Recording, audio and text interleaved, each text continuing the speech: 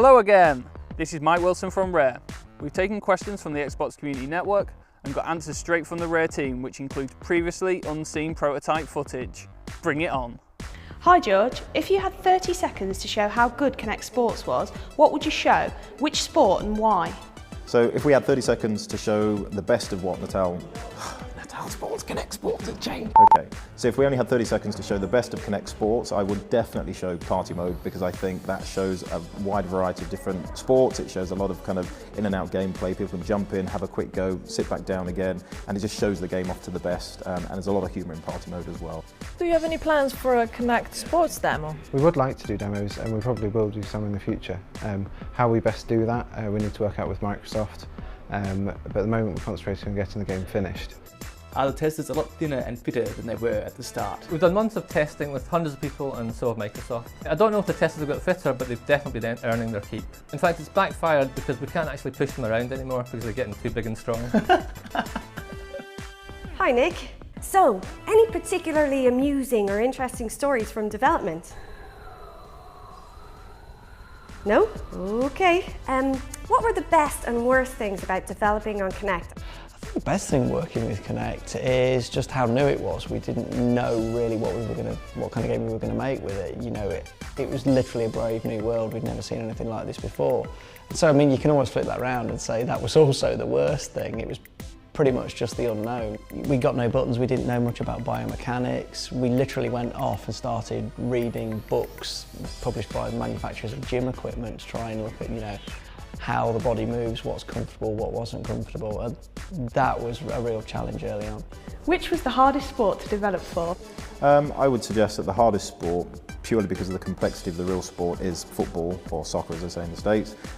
It's a team sport, there's a lot of control issues that you need to deal with, and so it kind of took us the longest to get right, but the mantra was always soccer for the masses, and we managed to make a game that appeals to young and old, male and female, so we're very, very proud of that. What's the delay between action and on-screen reaction in Kinect Sports? Was that a difficult hurdle to overcome, and is it something you see as a major obstacle for Kinect development? Lag's not really a problem at all. With Kinect and Kinect Sports, lag in that is less than in most of the games we've published with joypads. It's funny how I think people think lag's a problem because they don't realise their own biological lag. Like if you're doing hurdles, then you've got to plan when you're going to jump over the hurdle rather than react to it, and gamers are used to being reactive. So there's no system lag any more than you would see with any other game. Was there a particular sport that you wanted to have in Kinect Sport but couldn't due to technical reasons or time constraints? If so, what was it? Initially we tried all sorts of different sports, and we tried prototyping 20, 30 different things. In the end we had to narrow it down to the ones that were best for the hardware, the most fun and compelling experiences, and we could have included hundreds, but we decided to just focus on the 6 that we thought were the best for the launch. Imagine that next year Microsoft came to you personally and said, "You've got an unlimited budget and unlimited time. Make the Kinect game of your dreams." What would you make? What's the wildest, most exciting and out there concept that you've thought of for Kinect? One of the craziest prototypes we had, I think, was early on one of our programmers came up with this idea of rock climbing, which was literally simulating the kind of strategic element of rock climbing where you're trying to find your hand and your footholds. That just looked crazy when you were there kind of miming climbing a rock face. But then I think he surpassed himself with his what I'll call seagull simulator, where you literally pretended to be a seagull. You know, you flapped your arms to gain height, you could soar around in the air and do stunts. And then you could do what seagulls do as well by crouching down to, you know, we'll call it a natural function of a seagull. And if you dive the seagull into the sea, you could turn into a dolphin and then swim around. I think that was the one I loved the most. We're still quite confused by your recent logo change. What's the story with all the different colors and shapes? Do they all represent something particular?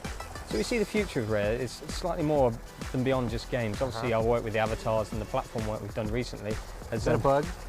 Try again without being attacked by wasps. Rare's recent history has seen us been very varied in our development, and we wanted a new logo that reflected that, something that people could experiment with and we could use in different ways and in different mediums. So obviously you'll see a different logo on a box, you may see a different logo on the splash screen for a game, to a different logo on a t-shirt, something that's more up to date and a little bit more funky.